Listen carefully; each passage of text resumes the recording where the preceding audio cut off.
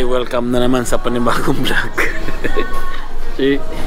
Etong si Miss bigla na lang naggayang mag McDonald's. Hapunan namin ngayong araw na to. Eto ang tuwa naman tong isang bata na to. Ba't ka ba libre? Talaga. Pag sumasweldo. Bagong sweldo ako sa isang araw pa eh. Wala pa. Ayun, dumating na yung order namin. Burger. Kasi dito sa Italy, yung mga McDo dito, walang mga chicken tsaka rice tsaka mga spaghetti. Ano lang, burger lang yung makakain mo. Tsaka french fries, yun lang. Hindi katulad sa atin, di ba? May spaghetti, may chicken, may kanin, di ba? So, yan. Kainan muna kami. Yan, dumating na yung order namin. Tuwan-tuwa na naman itong bata na to.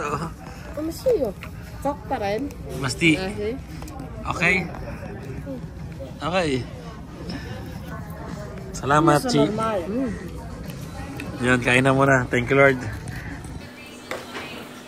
Ay! Ayun, nandito na kami sa bahay. Pagkatapos kumain sa McDonald's. Pero medyo madilim. Taka lang. Buhay natin ng ilaw. Yan, okay na. So, ayun, pagkatapos kumain, pahinga. At syempre may sasagutin tayong may nagtatanong kasi sa akin, isang viewers natin o subscribers dito sa YouTube. May tanong siya sa akin na maganda. Ayan, si My Rich Vlog 1523. Ang tanong niya ay hello kabayan, new subscriber here from Cavite. Tama-tama, taga Nasugbo ako. Malapit lang ako sa Cavite, taga Nasugbo, Batangas. So, yan tinatanong niya sa akin kung mahirap ba mag-work dyan, kung TNT, at madali ba makahanap, magkano ba bed spacer dyan. Salamat sa tugon. Ayan hindi ko lang makita niya.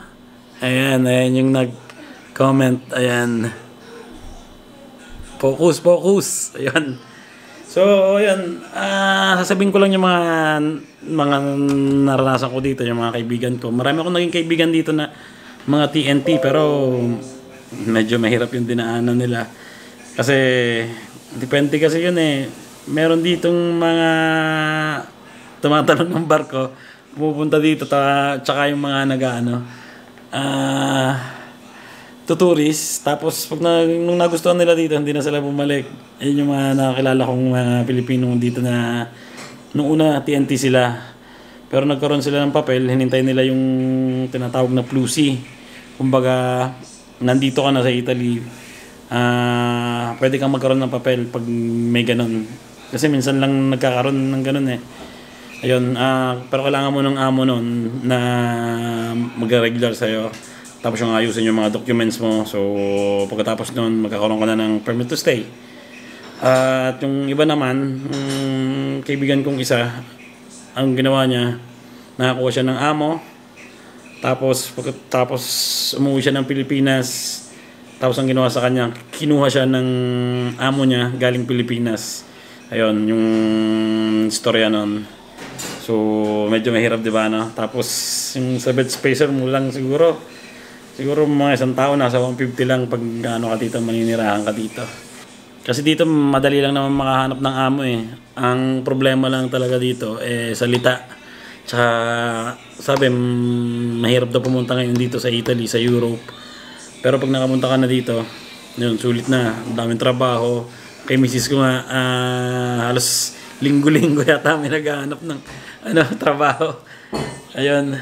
Pero karamihan, yan nga, caregiver.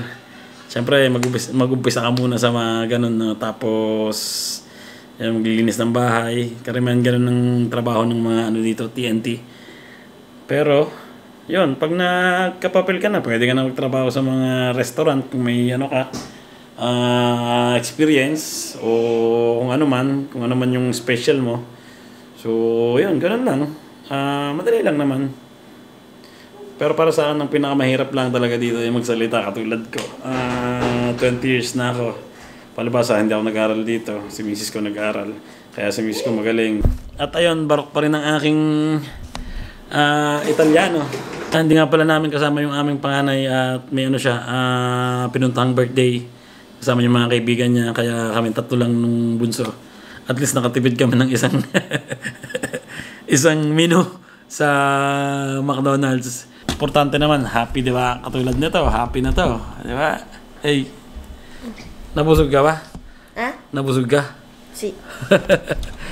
So ayan, dito ko natapusin ang vlog namin ngayong araw na to. At sana nag-enjoy kayo. Ingat palagi at kita-kits tayo sa susunod na vlog. Salamat palagi sa panonood at pagsuporta. At ayun, ingat palagi. Ciao!